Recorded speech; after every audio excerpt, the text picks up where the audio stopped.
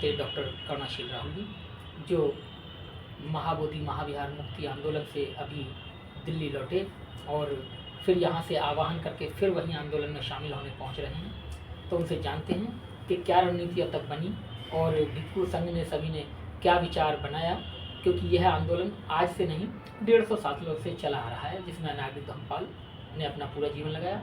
उसके बाद में भंते नागार्जुन सुरेश ससई जी ने अपना पूरा जीवन समर्पित किया, लेकिन कोई बात नहीं बनी। आज फिर भिक्खु संघ और सभी हमारे जितने भी क्रांतिकारी भिक्खु हैं, जिनमें भंते परम श्रद्धेय डॉक्टर करुणाशील राहुल जी पूरे भिक्खु संघ के साथ वहाँ रहे और वहाँ का जायजा लिया और पूरे आवाहन करने के बाद फिर दिल्ली लौटे और दिल्ली से फिर आवाहन करके फिर वहाँ आंदोलन को तेज करने की गति देने के लिए पहुँच रहे हैं। तो जानते हैं कि इस बार जो रणनीति है, इस बार जो आंदोलन है, किस तरीके से और क्या आवाहन वो करना चाहते हैं।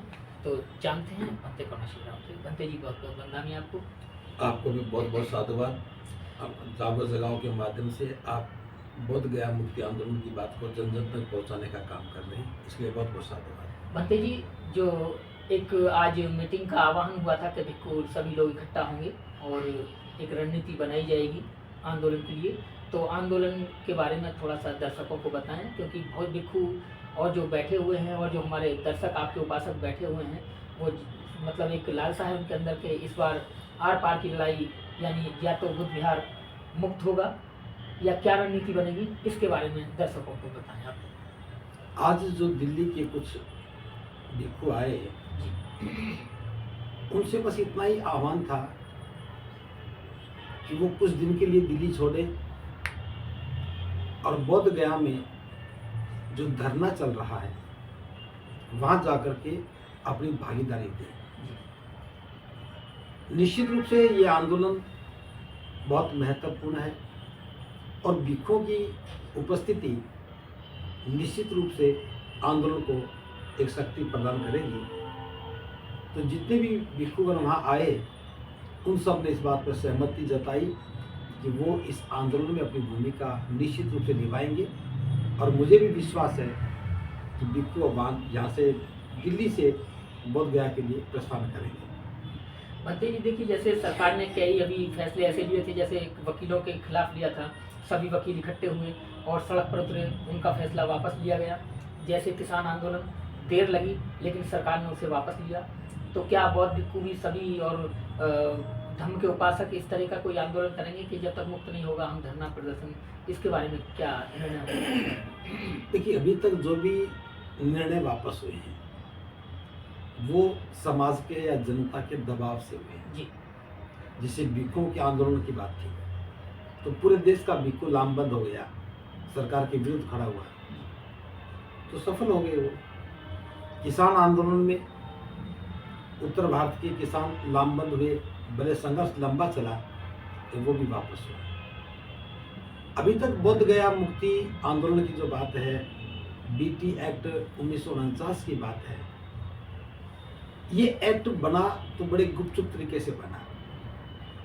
उस समय भारत में बुद्धिस्ट लोग नहीं थे जी। जब बुद्धिस्टों का प्रतिनिधित्व नहीं था तो कौन एक्ट बना रहा है, कौन प्रस्ताव डाल रहा है, कौन क्या लिख रहा है, ये बात ज़्यादा महत्वपूर्ण नहीं थी और वो बन गया। उसके बाद आज़ादी के बाद भदंत आर्य, नागार्जुन सुरेश ससई जी के नेतृत्व में ये आंदोलन खड़ा हुआ। चूंकि उस समय बौद्ध महाराष्ट्र में ही बने थे, इसलिए महाराष्ट्र की ताकत थी, वो आंदोलन चला। उत्तर भारत में बौद्ध धर्म का प्रभाव ना के बराबर था। तो जहाँ तक मैं समझता हूँ, उस समय का आंदोलन देखा नहीं था, तो बिहार, उत्तर प्रदेश, हरियाणा, यूं कहें कि उत्तर भारत की उपस्थिति वहाँ नग्न थी। तो वो आंदोलन किसी भी कारण से सही मुकाम तक नहीं पहुंच पाया। आज केस सुप्रीम कोर्ट में भी चल रहा है, लेकिन वो आवाज रुकी नहीं। धीरे धीरे होते होते एक बार फिर ये आंदोलन आज खड़ा हुआ है।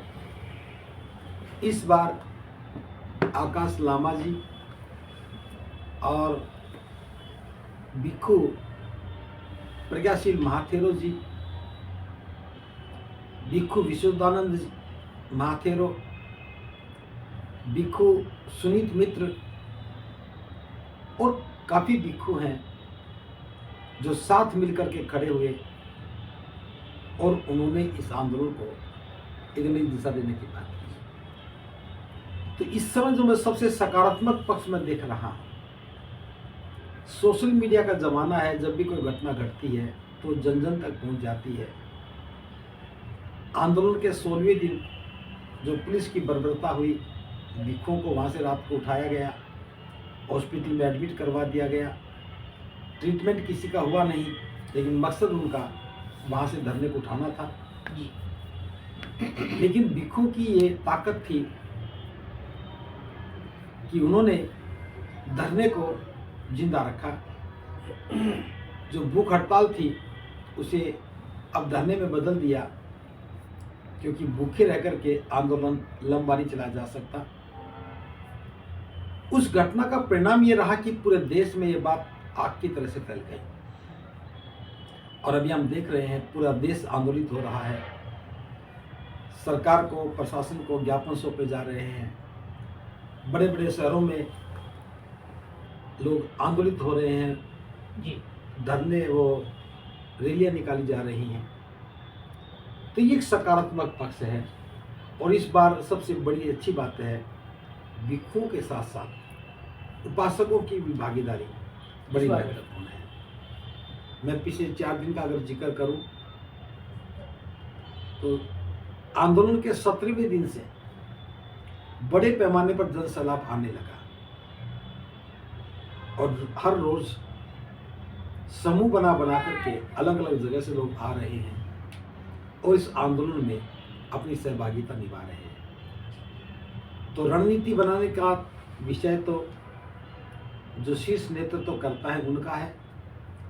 मैं तो सिर्फ इतना बता रहा हूँ, हमारा काम तो सिर्फ इतना है कि लोगों को बताएं, लोगों को समझाएं और उन्हें आह्वान भी करें कि वे सब अपनी भूमिका दिखाने के लिए, अपनी भूमिका सिद्ध करने के लिए इस आंदोलन का हिस्सा बने।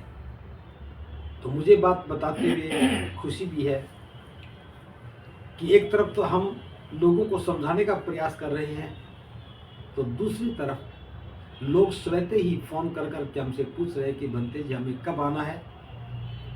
भिक्खु पूछ रहे हैं कि भंते जी हमें कब आना है। हम तो सभी के लिए आह्वान यही कर रहे हैं, जितना जल्दी हो सके आप लोग आइए, धरने पर बैठिए, लोगों को जन समर्थन के लिए कहिए और इस आंदोलन को गति देने के लिए यथा सामर्थ्य अपना सहयोग भी करें, ताकि ये आंदोलन ठीक दिशा में लगातार चलता रहे। भंते जी, जैसा कि हर वर्ष की भांति आगरा में भी धम्मभूमि के तत्वाधान में बाबा साहब के आगमन की स्मृति में धम्म कारवां वहाँ निकलता है, इस बार भी वो होने जा रहा है। और जैसा कि एक सूचीबद्ध था कि कारवां जो धम्म चारिका थी वो एक उससे निकलनी थी रूट से, लेकिन अब उसकी क्या दिशा रहेगी, क्या वो रहेगा, थोड़ा दर्शकों को इसके बारे में बताएं। आंदोलन से कैसे जोड़ेंगे आप धम्म कारवां? 18 मार्च का आंदोलन का जो कारवां है, धम्म कारवां, ये परंपरागत है जी, और 2013 से लगातार चलता आ रहा है। इस बार हमने थोड़ा सा परिवर्तन ये किया था कि 18 मार्च को जो कारवां है वो 18 मार्च को ख़त्म हो जाता है। तो इस बार हमने उस कारवां को एक धम्म यात्रा संपूर्ण भारत के नाम से उत्तर प्रदेश की में 62 दिन तक चालिका करने का निर्णय लिया था। लेकिन जिस समय निर्णय लिया उस समय तक बोध गया का आंदोलन शुरू नहीं हुआ था। तो बोध गया जाने के बाद हमें भी एहसास हुआ कि राष्ट्रव्यापी आंदोलन जब चल रहा हो, ऐसे समय में हमें अलग से अपनी योजना पर काम नहीं करना चाहिए। चारिकाएँ तो फिर भी कर लेंगे, लेकिन ये आंदोलन बार बार खड़े नहीं होते हैं। तो मैं जागो और जगाओ चैनल के माध्यम से बताना चाहता हूँ, 18 मार्च का कार्यक्रम यथावत रहेगा। पूर्व की भांति सारी तैयारियां हो चुकी हैं और ये कारवां होगा। इसके साथ जो अगली बात है वो ये जो धम्म चारिका संपूर्ण भारत के नाम से चारिका होनी थी, अब वो चारिका उत्तर प्रदेश में घूमने की अपेक्षा जितने भी चारिका में शामिल होने वाले लोग थे वे सब 19 मार्च को जी बोध गया के लिए प्रस्थान करेंगे और बोध गया महाबोधि महाविहार मुक्ति के आंदोलन में अपनी भागीदारी देंगे। तो शेष काम वहीं जाके करेंगे।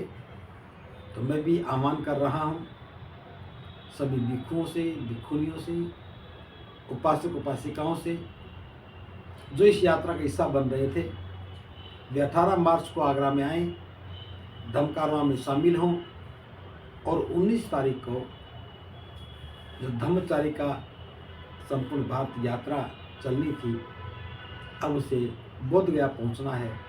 तो बोध गया पहुंचने की तैयारी के साथ आएँ और कितने दिन आपको रुकना है ये सब सोच करके आएँ, ताकि किसी प्रकार की कोई अव्यवस्था ना हो। भंते जी, वैसे तो जो आंदोलन है कई बार चला है, लेकिन हर बार किसी न किसी कारण विफल रहा है।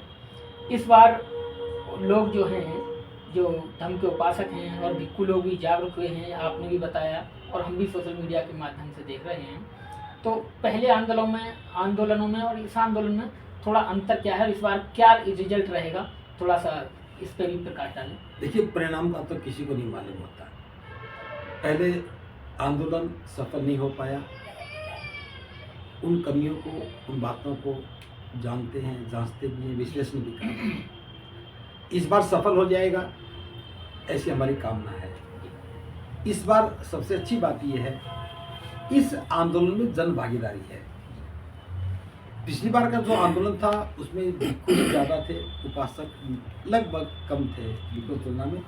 इस बार भिक्षु उपासकों की तुलना में कम दिख रहे हैं, क्योंकि भिक्षुओं की संख्या तो सीमित है, उपासकता सीमित है। फिर भी आंदोलन सही दिशा में चल रहा है और ठीक योजना के साथ काम हो रहा है। भले ही आंदोलनकर्ताओं ने पूरे देश में इस बात को ना भेजा हो, लेकिन सोशल मीडिया का ज़माना है, बात जिसकी समझ में आई वो उसका सहयोगी बनता चला गया। और आज सकारात्मक पक्ष यही है कि पूरा देश आंदोलित है। और सबसे अच्छी बात, अभी तक जो बाबा साहब के अनुयायी थे